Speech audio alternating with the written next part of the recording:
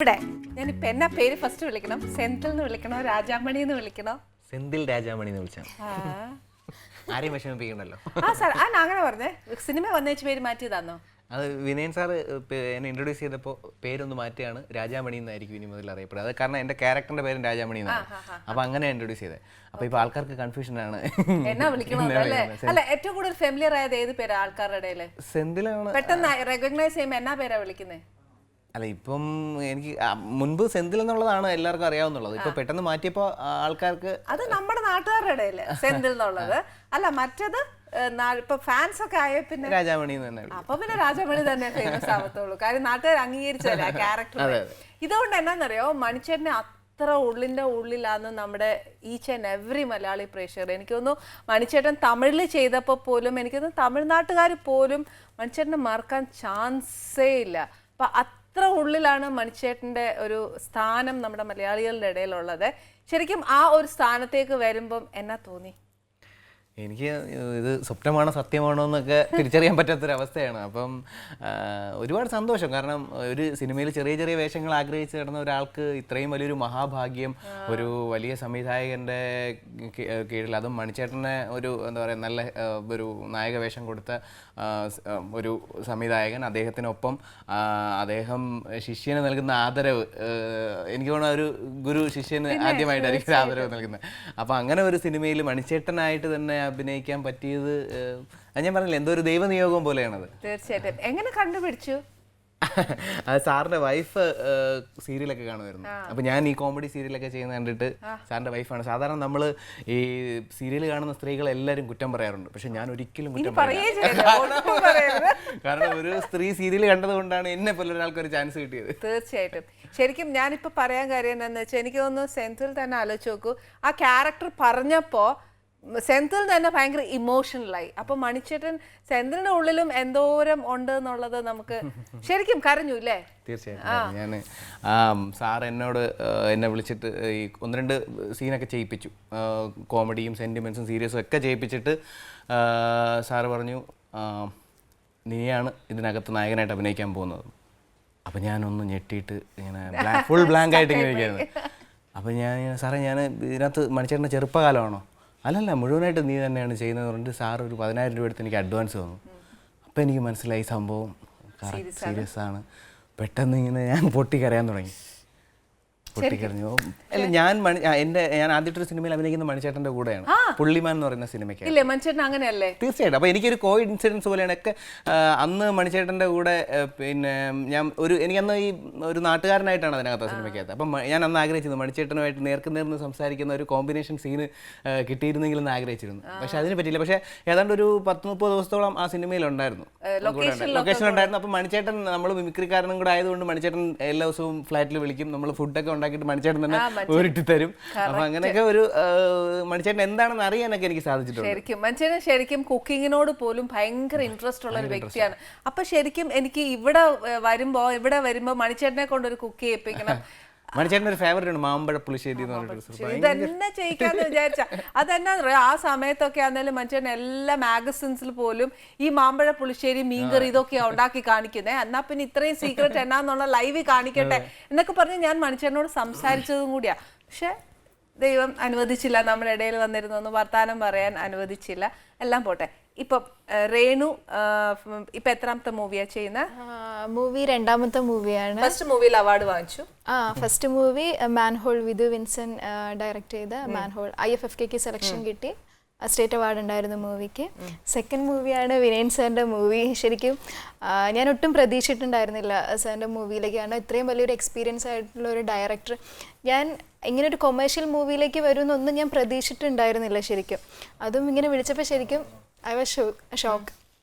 ശരിക്കും എന്താ പറയുക, എനിക്ക് ഇപ്പോഴും അത് പറയാൻ വാക്കുകൾ കിട്ടുന്നില്ല. സാർ പറഞ്ഞാൽ അതിലൊരു ഹീറോയിനായിട്ടാണ്, മീനൂട്ടി എന്നാണ് കഥാപാത്രത്തിൻ്റെ പേര്.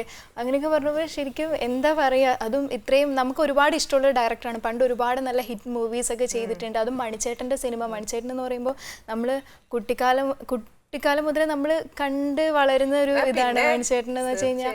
അപ്പോൾ അങ്ങനെ ഒരു മൂവിയുടെ ഭാഗമാവാൻ പറ്റുക പറയുന്നത് എന്നെ സംബന്ധിച്ച് വലിയൊരു ഭാഗ്യവും വലിയൊരു അനുഗ്രഹവും തന്നെയായിരുന്നു. അതിന് ഞാൻ വിനീൻ സാറിനോട് വലിയൊരു നന്ദി പറയുകയാണ്. അതിന് ഇപ്പോഴും എനിക്കത് ഇപ്പോഴും വാക്കുകൾ കിട്ടുന്നില്ല അത് പറയാനായിട്ട്, ആ ഒരു അതിൻ്റെ ഒരു ഭാഗമാവാൻ സാധിച്ചതിൽ. ഓക്കെ, ഇപ്പൊ മണിച്ചേട്ടൻ്റെ ഒരു ക്യാരക്ടർ ചെയ്യണം എന്ന് പറഞ്ഞില്ലേ, ശരിക്കും അതിനുശേഷം മണിച്ചേട്ടൻ്റെ ഫിലിംസ് കാണുകയോ അല്ലെങ്കിൽ മണിച്ചേട്ടൻ്റെ മാനറിസംസ് മനസ്സിലാക്കുകയോ അങ്ങനെയൊക്കെ ചെയ്തോ? തീർച്ചയായിട്ടും നമ്മൾ ഒരു സാധാരണ ഒരു കഥാപാത്രം നമ്മളിപ്പോൾ ചെയ്തു കഴിഞ്ഞാൽ നോർമലി ഒരു കഥാപാത്രം അത് നമ്മൾ ചെയ്തതിന് ശേഷമായിരിക്കും ജനം ഈ കഥാപാത്രം ഇങ്ങനെയാണെന്ന് പറയുന്നത്. പക്ഷെ മണിച്ചേട്ടനെ പോലെ ഒരാളെ മലയാളികൾക്ക് ഓരോരുത്തർക്കും മണിച്ചേട്ടൻ്റെ ഒരു ചെറു ചലനങ്ങൾ പോലും അറിയാം. അപ്പം നമ്മൾ സ്ക്രീനിൽ അവതരിപ്പിക്കുമ്പോൾ ഒന്ന് ചെറുതായിട്ട് പാളി പോയാൽ നമ്മൾ കൊല്ലും ആൾക്കാർ.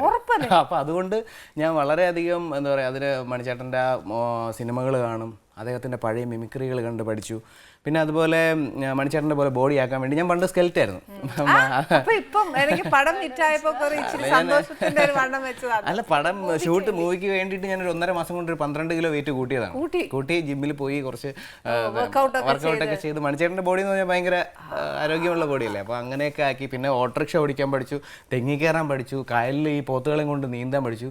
അപ്പോൾ ഇതെല്ലാം മണിച്ചേട്ടൻ വളരെ ഈസി ആയിട്ടാണ് ചെയ്യുന്നത്, ദിവസവും ചെയ്യുന്ന കാര്യങ്ങൾ പോലെ ചെയ്യുന്നത്. പക്ഷെ നമ്മൾ ഇതിനു വേണ്ടി പഠിച്ചപ്പോഴാണ് മനസ്സിലായത് ആ മനുഷ്യൻ എന്ത് കഴിവുള്ള ഒരു മനുഷ്യനായിരുന്നു. ഒരു സാധനം പോലും അദ്ദേഹത്തിന് വഴങ്ങാതെ പോകുന്നതില്ല. ഇന്നതറിയോ മണിച്ചേട്ടൻ ചോദിച്ചാൽ മണിച്ചേട്ടൻ ഇല്ല എന്ന് പറയുന്ന ഒരു വാക്ക് ഞാൻ ഇതുവരെ കേട്ടിട്ടില്ല.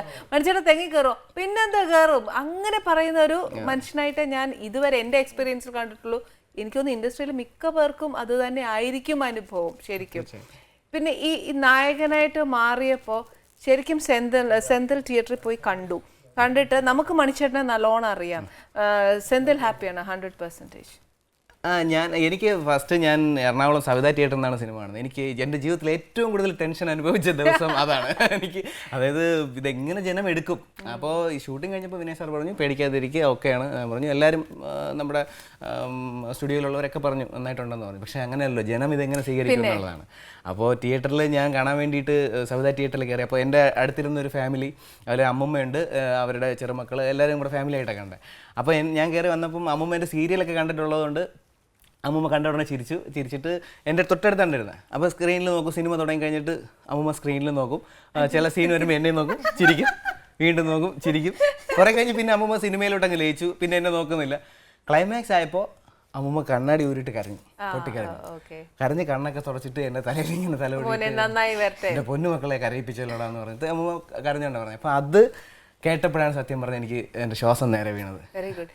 കാര്യം എന്താണെന്നറിയോ, ആ ക്യാരക്ടർ മനുഷ്യനായിട്ട് ഒരുപാട് എന്താ പറയോ അടുത്ത് ഇങ്ങനെ പോയിട്ടുണ്ട്. അതുകൊണ്ടാണല്ലോ ആ അമ്മൂമ്മ കരഞ്ഞത്.